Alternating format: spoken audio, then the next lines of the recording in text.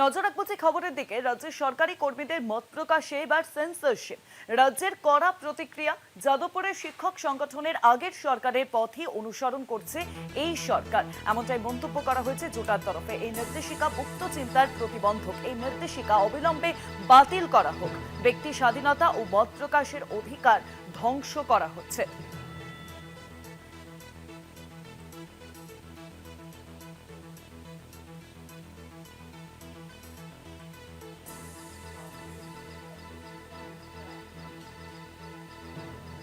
আপনাদের আরো একবার জানিয়ে রাখবো যে সরকারি নির্দেশিকার বিরোধিতা, এবার সরকারি কর্মীদের মত প্রকাশে বিধি নিষেধ।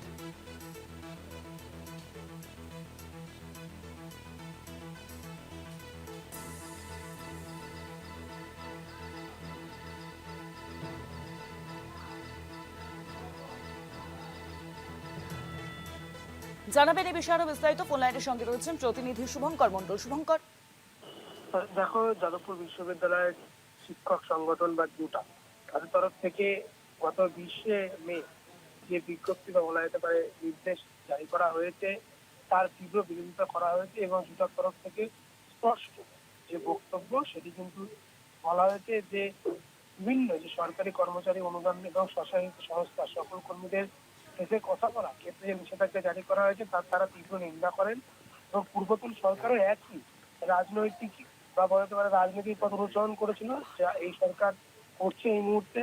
এবং এটা শুধুমাত্র গণতন্ত্রের জন্য বিপজ্জনক নয়, ব্যক্তি স্বাধীনতা এবং মত প্রকাশ এবং যে সাংবিধানিক অধিকার বা স্বীকৃতি রয়েছে তাকে ধ্বংস করছে। এই সার্কুলার যেভাবে ইঙ্গিত করছে সেখানে কোনো রকম স্বাধীনতা, মত প্রকাশের সুযোগ থাকবে না বলে যেটা মনে করে। শুধু তাই নয়, একাডেমিক লেখাপড়ার জন্য যে পরিসর থাকার কথা বলা হচ্ছে বা বলা যেতে পারে যেটা থাকে সেটাও কিন্তু নষ্ট হবে।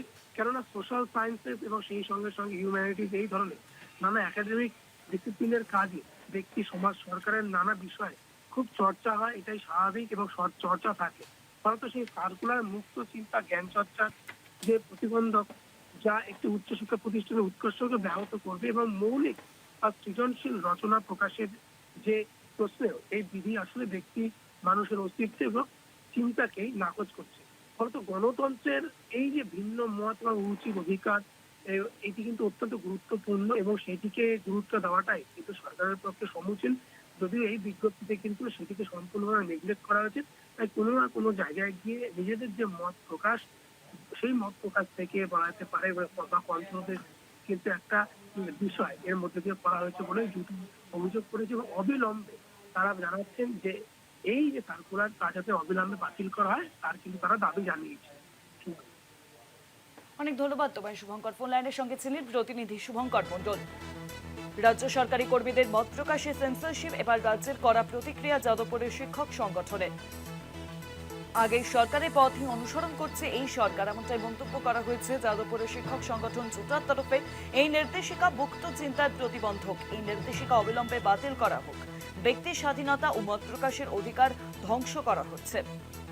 রাজ্য সরকারি কর্মীদের মত প্রকাশে সেন্সরশিপ রাজ্যের ইতিমধ্যেই আমরা জানি যে 1950 সালের যে আইন, সেই আইন আবার কার্যকর করা হয়েছে এবং সেখানে রাজ্য সরকারি কর্মচারীরা এবং কেন্দ্রীয় সরকারি কর্মচারীরা তারা কিন্তু কোনোভাবেই তাদের মত প্রকাশ করতে পারবেন না, সরকার বিরোধী মত। আর এবার রাজ্য সরকারি কর্মীদের মত প্রকাশে সেন্সরশিপ রাজ্যের করা প্রতিক্রিয়া যাদবপুরের শিক্ষক সংগঠনের।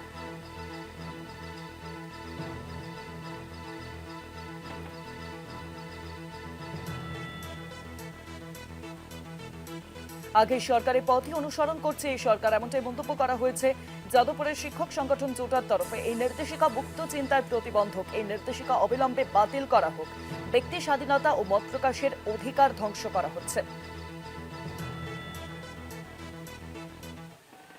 জোটার সাধারণ সম্পাদক পার্থপ্রতিম রায় এই মুহূর্তে ফোন লাইনের সঙ্গে রয়েছেন। পার্থপ্রতিম বাবু, কলকাতা টিভিতে আপনাকে অনেক স্বাগত। ইতিমধ্যেই আমরা জানি যে 1950 সালের একটি আইন আবারও নতুনভাবে কার্যকর করা হয়েছে, যেখানে রাজ্য সরকারি কর্মীদের মত প্রকাশে কার্যত সেন্সরশিপ লাগু করা হয়েছে এবং সেই প্রেক্ষিতে আমরা দেখছি যে আপনাদের তরফে বলা হচ্ছে যে আগের সরকারের পথই অনুসরণ করছে এই সরকার এবং এই নির্দেশিকা মুক্ত চিন্তার প্রতিবন্ধক। আর কি বলবেন এই বিষয়ে? হ্যাঁ, দেখুন, এই সার্কুলার গতকাল জারি হয়েছে, আমরা দেখেছি। এবং মূলত এখানে শুধুমাত্র অরিজিনাল যে সার্কুলার, সেখানে শুধুমাত্র রাজ্য সরকারি কর্মচারী নয়, সেখানে শিক্ষা প্রতিষ্ঠান যারা রাজ্য সরকারের অনুদান প্রাপ্ত তাদেরকেও ইনক্লুড করা হয়েছে এবং সেখানে বলা হচ্ছে যে শিক্ষকরা বা রাজ্য সরকারের অনুমোদিত যে শিক্ষা প্রতিষ্ঠান তার যারা কর্মচারী আছেন বা শিক্ষক আছেন তারা কোন রকম কোনো কথা মিডিয়াতে বলতে পারবেন না, এমনকি নিউজ পেপারে লিখতে পারবেন না, এমনকি সেখানে জার্নালস বা পিরিয়ডিক্যালসে না লেখার কথাও বলা হয়েছে। কিন্তু আপনারা জানেন যে সাধারণভাবে আমরা শিক্ষকরা বিভিন্ন গবেষণাপত্র প্রকাশ করি, সেটা সোশ্যাল সায়েন্সে হতে পারে, সায়েন্সে হতে পারে, টেকনোলজিতে হতে পারে।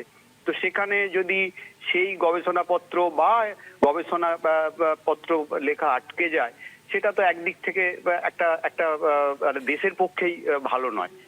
এইটা যেমন একটা দিক, অন্যদিকে যদি একটা একটা কোনো একটা সরকারের নীতির কারোর ভালো না লাগে বা মনে হয় যে তার কোনো বিপক্ষে কোনো যুক্তি আছে, তো সেইটা তো করতে দেওয়ার দরকার আছে বলে আমরা মনে করি। সেখানে গঠনমূলক সমালোচনাও থাকতে পারে এবং বহু ক্ষেত্রে সোশ্যাল সায়েন্স বা হিউম্যানিটিজের লোকেরা এই সংক্রান্ত গবেষণা করেন, সরকারের বিভিন্ন নীতির সমালোচনা করেন এবং এবং বিকল্প নীতি সাজেস্ট করেন।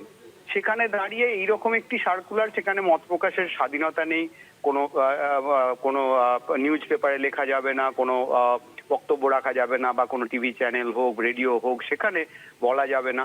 এটা আসলে তো একেবারে মুক্ত চিন্তা, মানে মুক্ত চিন্তার পরিপন্থী এবং আমরা মনে করি যে এটা উচ্চশিক্ষা প্রতিষ্ঠানের যে উৎকর্ষতা তাকে ব্যাহত করবে। মৌলিক বা সৃজনশীল যে কোনো রচনা প্রকাশ হলে আসলে যে কোনো শিক্ষা প্রতিষ্ঠানের পক্ষেই ভালো এবং সেটা আদতে একটা দেশের পক্ষেও ভালো।